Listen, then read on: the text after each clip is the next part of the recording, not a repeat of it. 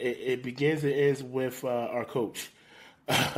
He's putting his team in tough positions, and Fire Sirianni. it's starting to become it's becoming a hazard. And yeah, I mean, on field, our talent is going to win us a lot of football games. We already know this. Jalen Hurts had a good game, 18 for 24, 230 yards, 2 touchdowns. Once again, no interceptions.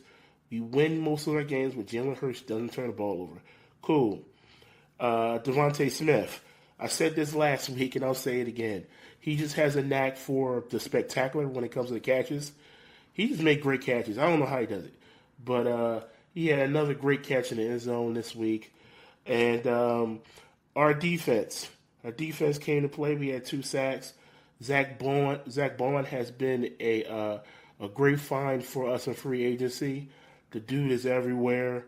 Josh Sweat had 2 sacks on the day. Cooper DeJean is looking good. He's looking good, man. And Quinyon Mitchell.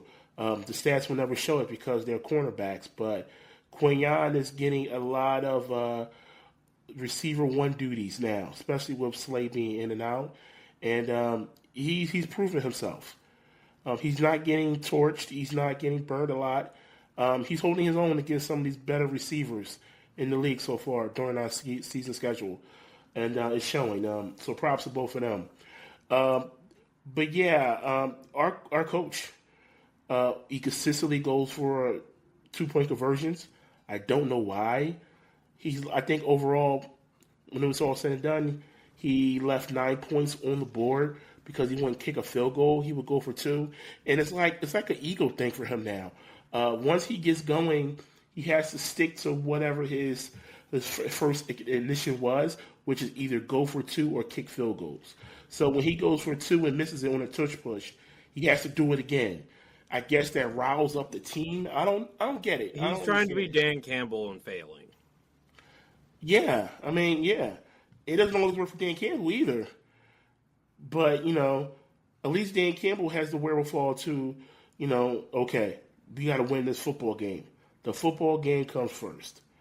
And, sometimes the Eagles are getting bailed out from Jalen Hurts or Saquon or just a turnover, a key turnover, like the last game was.